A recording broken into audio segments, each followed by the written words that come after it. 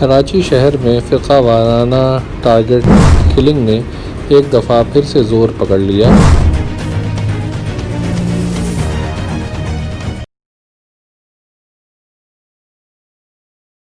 ہفتے کی شب 10 اکتوبر 2020 جب شاہ فیصل کالونی میں سر عام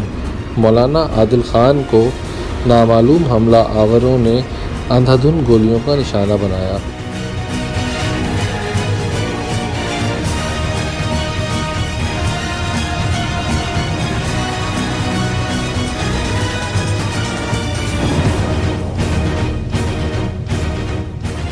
دارالعلوم کورنگی سے ایک اہم اجلاس میں شرکت فرما کر واپس آ رہے تھے جب انہیں نامعلوم حملہ آوروں نے شاہ فیصل کالونی میں سر عام اندھا دھند گولیوں کا نشانہ بنایا، جس کے بعد وہ خالق حقیقی سے جا ملے۔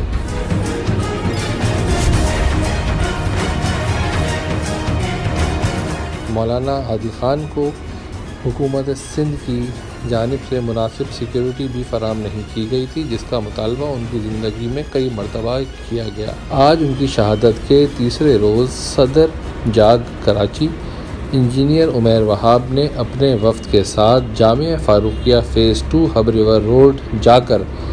مولانا کے لواحقین اور علماء کرام سے اظہار تعزیت کی۔ میں جاگ کراچی کی جانب سے اس المناک واقعے کی بھرپور مذمت بھی کرتا ہوں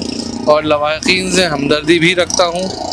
اور سب سے بڑھ کے لواحقین اور ان کے پسماندگان کو شاباش پیش کرتا ہوں کہ انہوں نے اتنے بڑے سانحے کے بعد بھی امن و امان کو زنگ نہیں پہنچائی، کراچی کے مجموعی امن و امان کو برقرار رکھا، جبکہ یہ ایک بہت بڑی مذہبی اور سیاسی طاقت رکھتے ہیں۔ اسی مدرسے کی ایک وین پہ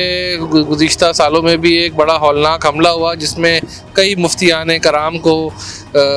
شہید کر دیا گیا۔ ہماری یہاں پہ قانون نافذ کرنے والوں اداروں سے، تمام اس ملک کے ان اداروں سے، ان لوگوں سے التجا ہے کہ پاکستان میں جو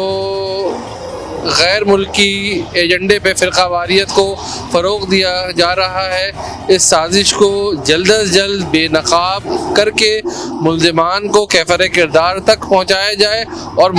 ملزمان کو بے نقاب بھی کیا جائے کہ آیا وہ کس ایجنڈے پہ، کس ایما پہ اس شہر کا، اس ملک کا امن و امان کو خراب کرنے کے درپے ہیں۔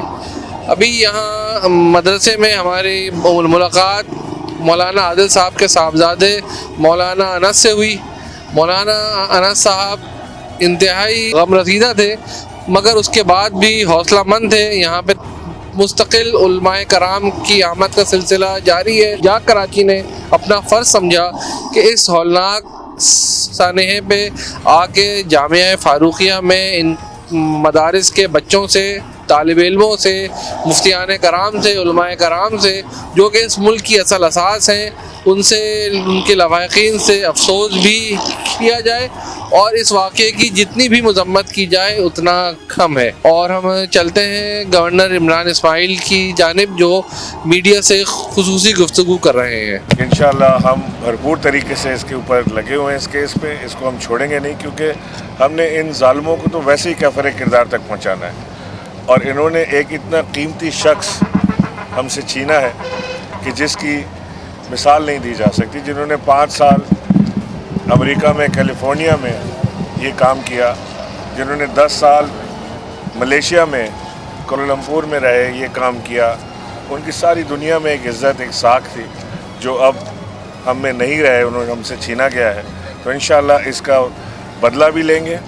اور عبرتناک سزا بھی ان لوگوں کو ملے گی، تاکہ آگے زندگی میں ایسی کوئی حرکت کا سوچ نہ سکے پاکستان۔ دیکھیے، میں پچھلی تاریخ میں تو نہیں کوئی کمنٹ کر سکتا کہ اس وقت کیا ہوا تھا، کیا نہیں ہوا تھا، لیکن اس بار میں آپ کو یہ ضرور یقین دلاتا ہوں کہ انشاءاللہ ہم اس بار ان کو کسی صورت نہیں چھوڑیں گے۔ یہ اعادہ کیا ہے عمران خان صاحب نے اور ان کی حکومت نے، اور بھرپور طریقے سے اس کے اوپر کام کریں۔